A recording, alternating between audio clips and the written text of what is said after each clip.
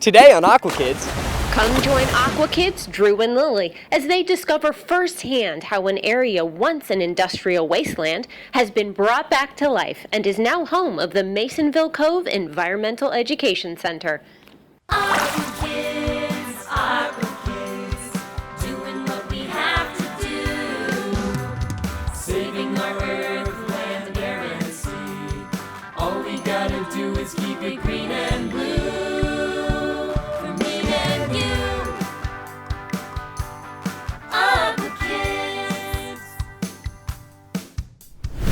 Hey everyone at home, and welcome to another great episode of Aqua Kids. I'm Drew. I'm Lily. Hannah Jones is on safari right now and couldn't make it, but that's okay because we're going to have our own little safari right here in Baltimore, Maryland. Wait, a safari? Here in the city? There aren't any animals. How do we have a safari here? Well, the answer might surprise you. So let's go check in with the folks from the Chesapeake Conservancy and find out more. Okay.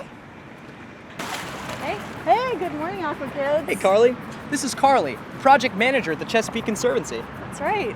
So Carly, he says there's wildlife in the city. There is. Actually, the National Wildlife Federation just ranked Baltimore City the 4th most wildlife-friendly city in the country. Really? That's right, and that's partly because of the nearly 6,000 acres of parkland and green space in the city. There's also wildlife that lives right here in the busiest part of downtown. What kind of animals are here? Well, I'm so glad that you asked, because I'd really like to talk to you about one of the coolest animals in the world that lives right here on the Transamerica building behind us. It's the world's fastest bird called a peregrine falcon. Oh, wow. What's a peregrine falcon? A peregrine falcon is a bird of prey. They hunt other birds, and they're about 20 inches tall and about 3.5 feet wingspan. They weigh about 2 pounds. Where do they live here? There's actually a pair that's nesting on the Transamerica building right behind me. They live on the ledge of the 33rd floor. Have they always lived in Baltimore? They actually haven't. In the 1950s to the 1970s, heavy pesticide use caused their populations to plummet, and they were listed as an endangered species. But researchers from Cornell University and the Peregrine Fund actually started a captive breeding program. 4,000 birds were released into the wild after DDT and those pesticides were banned in 1972.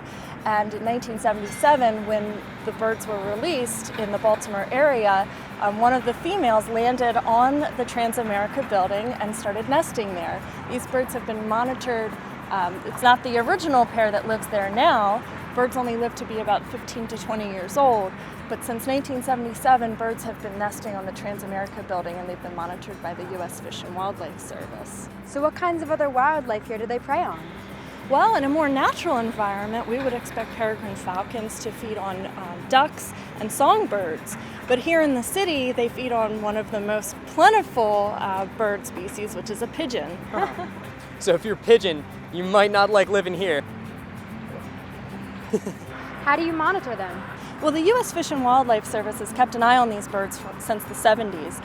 But when the Chesapeake Conservancy found out, we thought that this would be a great opportunity to teach people about the wildlife that lives right in their backyard. And working with a number of different partners in the Baltimore area, we started a wildlife webcam.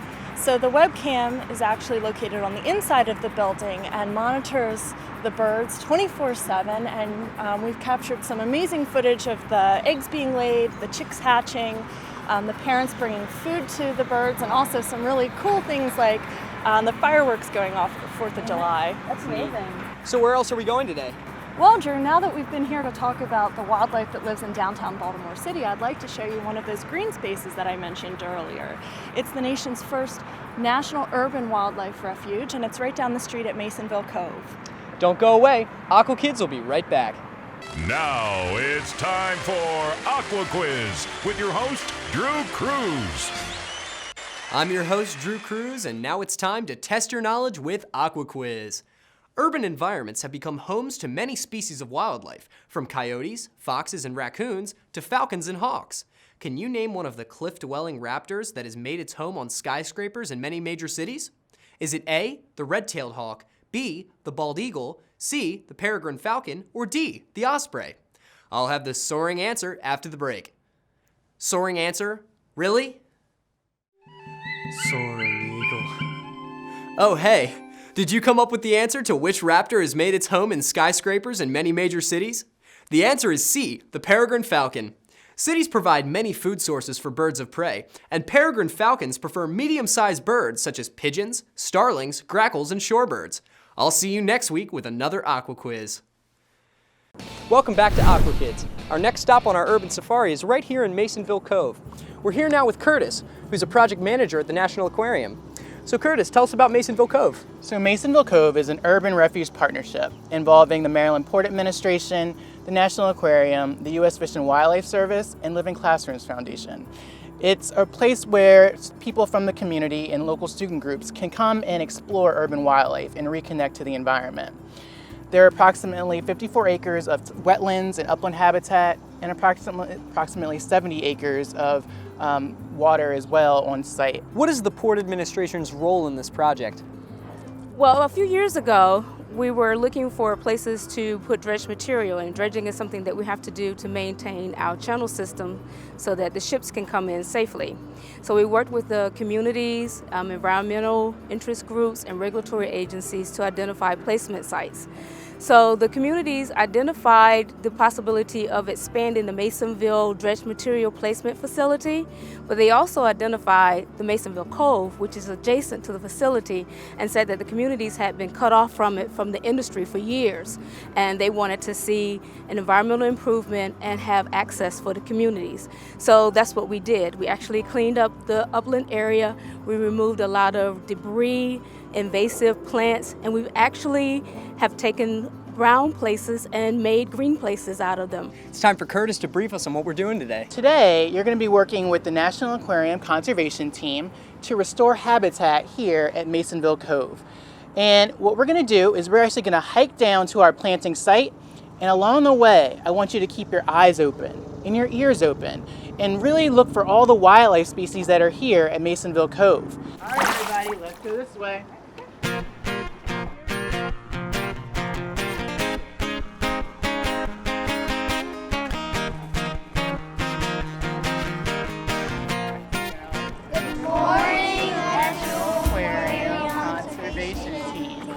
Good morning, how are you doing today? Excellent, are you ready to restore a wetland? Are you guys excited? Yes. Who's planted before? Me. So we have a couple professionals who's never planted. Are you excited? I'll plant before. You're gonna do great. We're gonna help these guys plant smooth meadow hay. Also known as baygrass. Let's get going. All right. All right guys, so welcome down to the living shoreline. This is where you guys are gonna help us plant some more grasses to extend this living shoreline so it can provide even more awesome habitat for the animals that live right out here in the water. So your partner's gonna take the grass and they're gonna put it in that nice hole that you made. You wanna make sure you plant it really, really deep because the tide is gonna come in and then go back out and it'll move the sand around a little bit, and you just wanna make sure that your plants that you worked really hard to plant don't pop up when the tide comes in and out. Drop it in. Drop that in. Good, that looks like a good hole. It gets in there really nice. They're experts.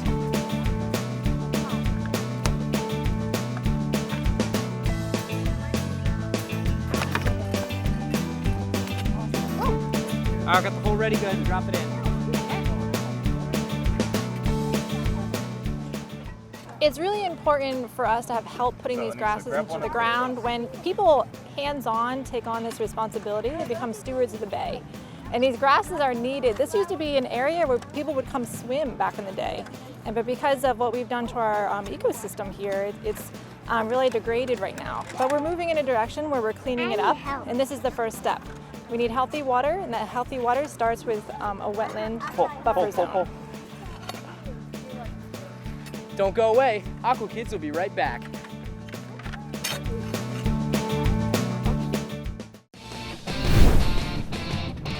Welcome back to Aqua Kids.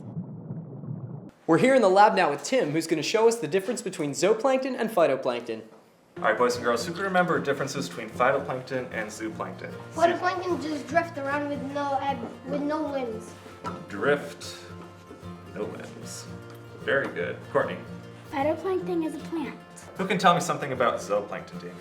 Zooplankton have attachments and They swim around on their own. Very good. Who else? Jerome. They eat other plankton. And that makes them an Animal. animal. Phytoplankton give us humans something really, really important. So important that if we didn't have it, Edgar. Air. Air. Yep, air, and I'll put up above it oxygen. So Tim, what's gonna happen now? The kids are going to prepare slides and they're going to look at plankton under our microscopes. Cool. Here's your plankton. Thank you. All right, it's looking good. You're gonna see if we can get a picture of it. All right. There we go. Up there on the screen is the exoskeleton of a copepod. Edgar, I heard you found something. What'd you get? Plankton. Could I see it? Oh, cool. What do you want your picture to be?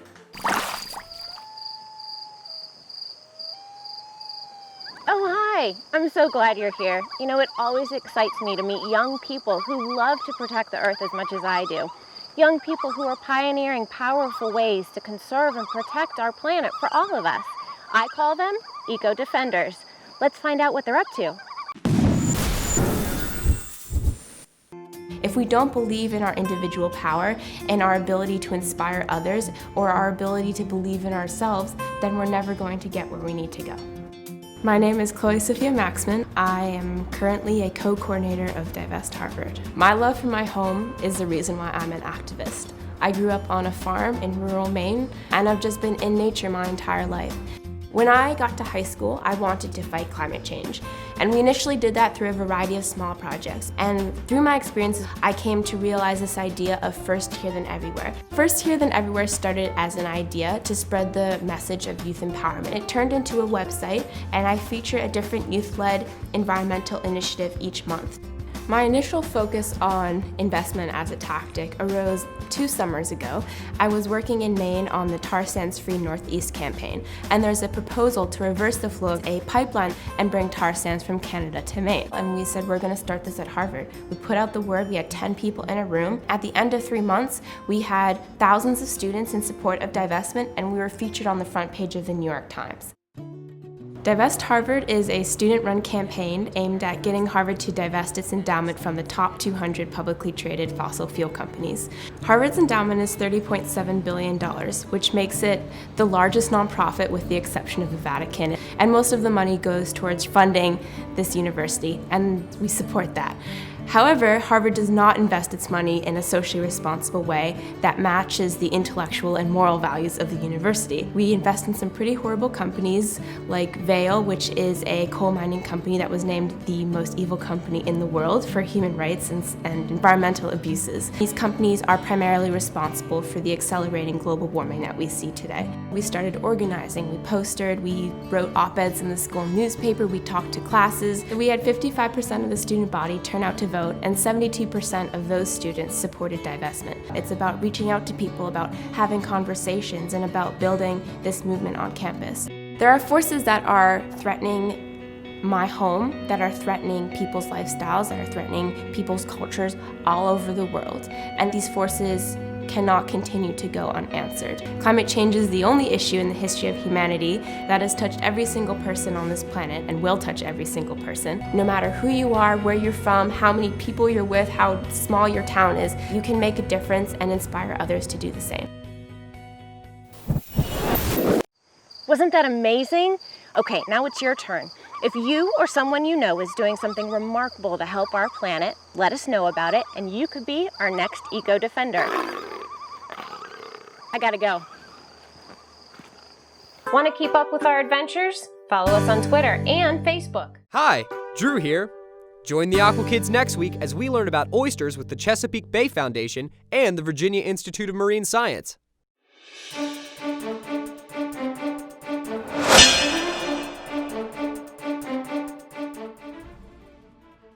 I'm Jalen, and this is Earth Edition. Just like the Masonville Cove restoration in Baltimore, there are efforts all over the world to bring vibrant life back to land, wetlands, and waterways. Restoring, conserving, and preserving nature is more of a concern today than ever. Over time, the world has increasingly exploited our natural resources. As the population grew, there was a greater need for buildings, fuel, and food. New time-saving inventions were created for transportation, manufacturing, and food gathering, but there was no plan for sustainability. The supply of natural resources seemed endless and the long-term effects of pollution were not addressed. But in the mid-1800s, forward-thinking scientists began realizing that human activity disturbed the environment, and that it was our responsibility to find methods to maintain that environment for future generations. That's how the phrase "think globally and act locally" came about. It urges us all to take action in our communities to help the health and well-being of the entire planet. I'm Jalen, and this is Earth Edition.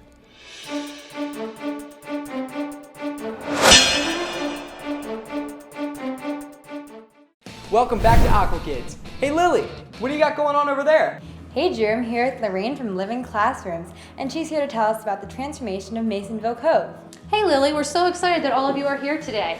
This is a cool display that we have of some of the artifacts that have been found here at Masonville Cove. We have Winks grapefruit juice bottles, bricks from a local foundry, blue bromo seltzer bottles, things that traditionally were very historic to Baltimore and have been found here on the site at Masonville as a part of the cleanup. So Lily, Madison Street was actually the original street of the town of Masonville, and these photos have been provided to us by some of the original residents. These were the houses of the original town and the railroad tracks and the stories of their life here, and you can actually see they used to come down to the cove for recreation. So Lorraine, tell me something about the environmental education program.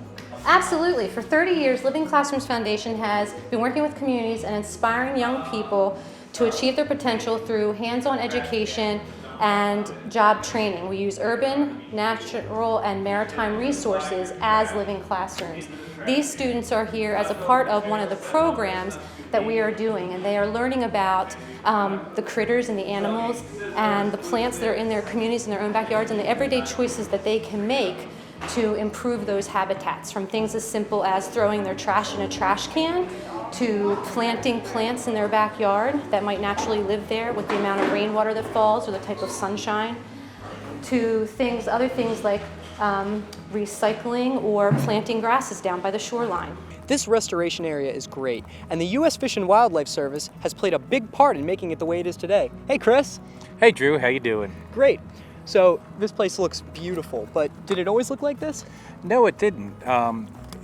Historically it did, but then in the turn of the century, the local communities used to use this as a dumping ground, and actually in the early 1900s there was a fire out here in Baltimore that burned a lot of the city. And when it did, this became the major disposal area for all that debris.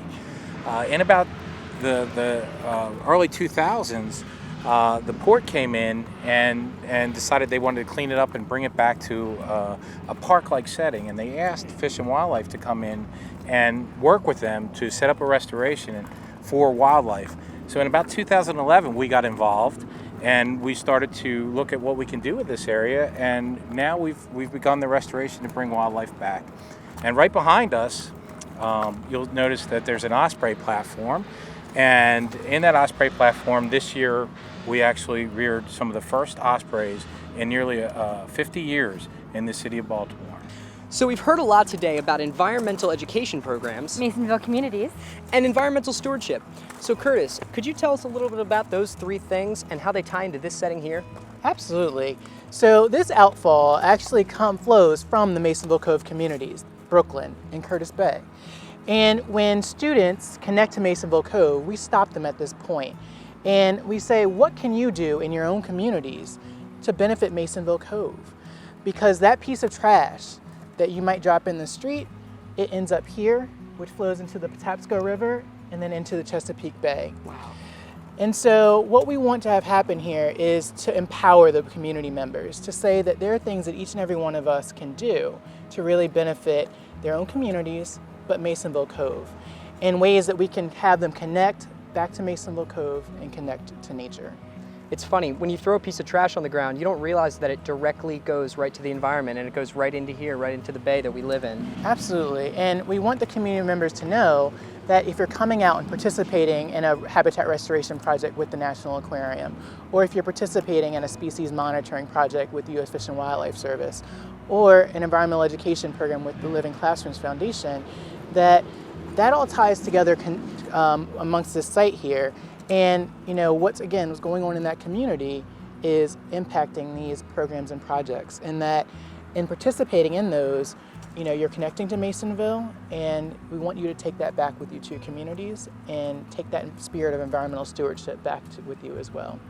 Well, that just about wraps up today's show. But it was amazing coming out here to Masonville Cove and actually taking part in restoration here. Yeah, and it was great to work with the incredibly smart kids who are part of the environmental education program. And thank you guys so much for taking the time to come and visit us. Here at Masonville Cove, the project partners, the Maryland Port Administration, the U.S. Fish and Wildlife Service, the National Aquarium, and Living Classrooms Foundation are really proud of all the effort and time spent at Masonville Cove here. And we're excited about where it is and even more thrilled about where it can go in the future. And so on behalf of all the project partners, we'd like to thank you guys so much for coming, and please come back and visit us again soon. Definitely. Remember, it's up to you to keep it green and blue. Help protect our planet, and we'll see you next time on Aqua Kids. Bye. Aqua Kids, doing what we have to do. Saving our earth, land, air, and sea. All we gotta do is keep it green and blue.